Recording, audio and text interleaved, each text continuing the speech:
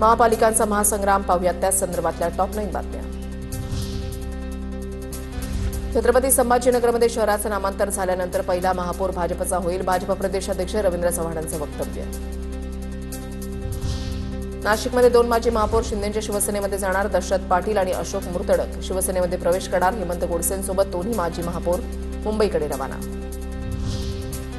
लाडकी बहीण योजना एकनाथ शिंदेंचीच आहे, शिंदेंनीच लाडकी बहीण योजनेचा निर्णय घेतला, लाडक्या बहिणी एकनाथ शिंदेंच्या पक्षाच्या बाजूने अर्जुन खोतकर यांचं विधान।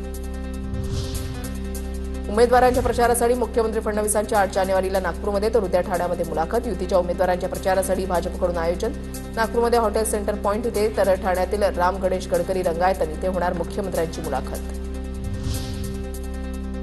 ठाकरे बंधू काय बोलतील याची जनतेमध्ये उत्सुकता नाही, ठाकरे बंधूंच्या मुलाखतीला कोणी गांभीर्याने घेत नाही, उद्धव आणि राज ठाकरेंच्या एकत्र मुलाखतीवर मंत्री बावनकुळेंची टीका।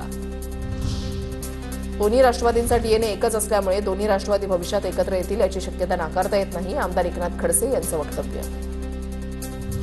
अजित पवार यांचं मिशन पुणे महापालिका, अजित पवार आणि पुण्यातील राष्ट्रवादीच्या उमेदवारांची बैठक, महापालिका निवडणुकीपूर्वी अजित पवारांचा उमेदवारांना कानमंत्र।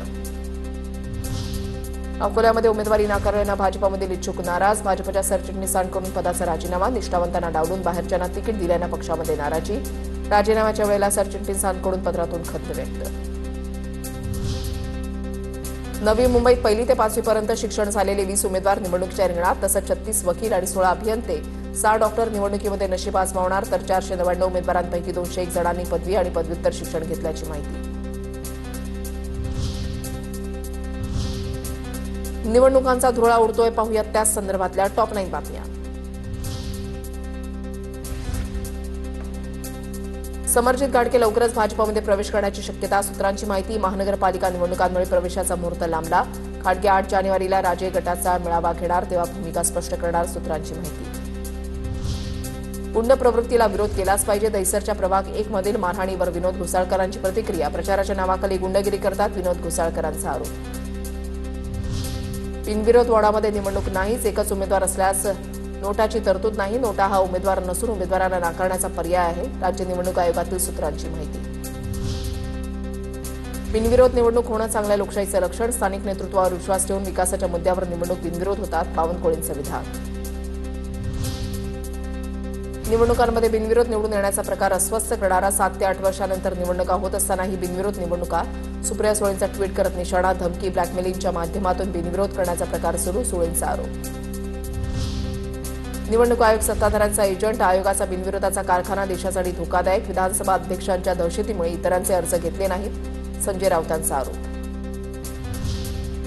निवडणूक घेणं बंद केलं पाहिजे, मोदी शहा असेपर्यंत निवडणूक आयोग बरखास्त करा, बिनविरोधच्या मुद्द्यावरून संजय राऊतांचा भाजपसह निवडणूक आयोगावर सुद्धा हल्लाबोल।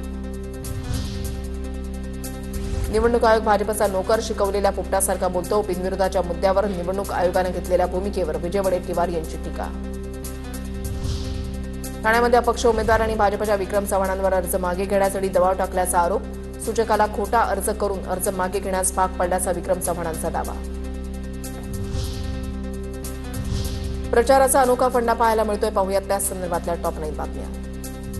जोपर्यंत देवाभाऊ मुख्यमंत्री आहे तोपर्यंत लाडकी बहीण योजना सुरू राहील, मुख्यमंत्री फडणवीसांचं आश्वासन, आता लाडक्या बहिणींना लखपती दिदी करायचं आहे, मुख्यमंत्री फडणवीसांची प्रतिक्रिया।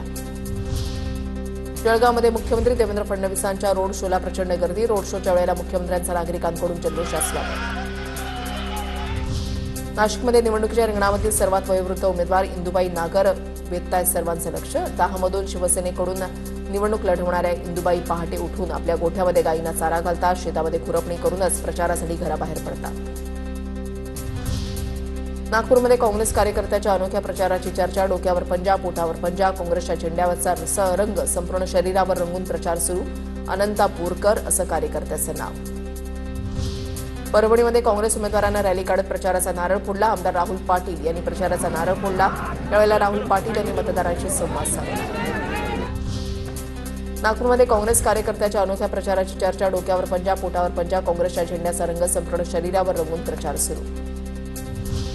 छत्रपती संभाजीनगर शहरामध्ये माजी विरोधी पक्षनेते अंबादास दानवेंचा प्रचार फेरीनंतर कार्यकर्त्यांसोबत आपुलकीनं संवाद, प्रचार फेरी संपल्यानंतर कार्यकर्त्यांसोबत बसून साबुदाणा खिचडीचा आस्वाद घेतला।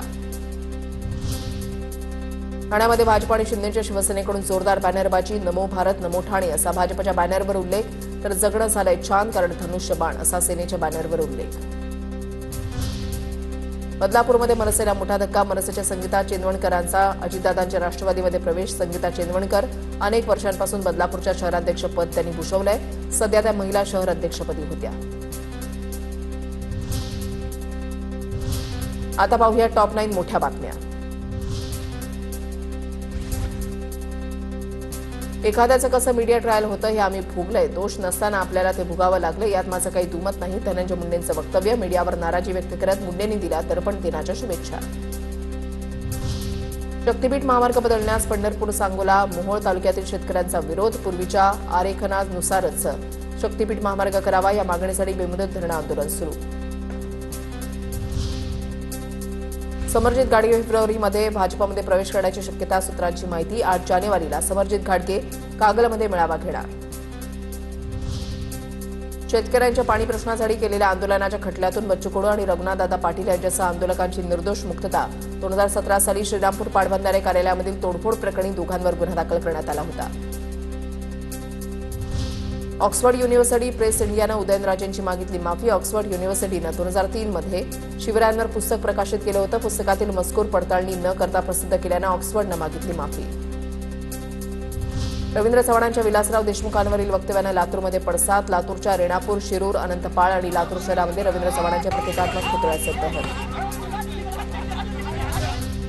जालन्यात रवींद्र चव्हाणांच्या फोटोला जोडे मारो आंदोलन. विलासराव देशमुख यांच्याबद्दल केलेल्या वक्तव्याचा निषेधार्ह. मराठा क्रांती मोर्चा आक्रमक. मंगेश काळोखे हत्या प्रकरणामधील आरोपींचा अटकपूर्व जामीन अर्ज फेटाळला. सुधाकर खारे, भरत भगत यांचा अटकपूर्व जामीन अर्ज पनवेल सत्र न्यायालयानं फेटाळला. अग्निवीरांसाठी फडणवीस सरकारचा महत्त्वाचा निर्णय. शासकीय आणि निमशासकीय नोकरी देण्याचा फडणवीस सरकारचा प्रयत्न. कर्नल दीपक ठोंगे यांच्या अध्यक्षतेखाली अभ्यास गटाची स्थापना. आता पाहूया टॉप 9 महत्त्वाच्या बातम्या. तमिळनाडूमधील करूर रॅली चेंगराचेंगरी प्रकरणी विजय थलापतीला सीबीआयचं समन्स. 12 जानेवारीला चौकशीसाठी हजर राहण्याचे आदेश. महाराष्ट्र क्रिकेट असोसिएशननं निवडणुकीला अखेर स्थगिती दिली आहे. मुंबई हायकोर्टाचे निवडणूक अधिकाऱ्यांना आदेश. पुण्यातील सर परशुराम भाऊ कॉलेजचा निवडणुकीसाठी नव्यानं समावेश केलेल्या मतदारांवर आक्षेप. पंढरपुरातील विठ्ठल रुक्मिणी मातेच्या मूर्तीला वज्रलेप करण्यास परवानगी. विधी आणि न्याय विभागाकडून परवानगी. 4 दिवसांमध्ये विठ्ठल मंदिर समितीची होणार बैठक. दिवा सावंतवाडी एक्सप्रेसच्या वेळेमध्ये 12 जानेवारीपासून बदल होणार. ट्रेन क्रमांक 10105 आणि 10106 या गाड्यांच्या वेळा प्रीपोन करण्यात आल्या असून नव्या वेळापत्रकानुसार दिवा सावंतवाडी एक्सप्रेस रोहा स्थानकावर सकाळी 8:50 ते 8:55 या वेळेमध्ये थांबणार. तुळजाभवानी चरणी नववर्ष तसंच शाकंभरी नवरात्र उत्सवात भरभरून दान. तब्बल 2,80 लाख रुपयांचं दान या कालावधीमध्ये मंदिर संस्थांना मिळालं. नववर्ष तसंच शाकंभरी नवरात्र उत्सवाच्या निमित्तानं राज्यभरात हजारो भाविकांनी घेतलं दर्शन.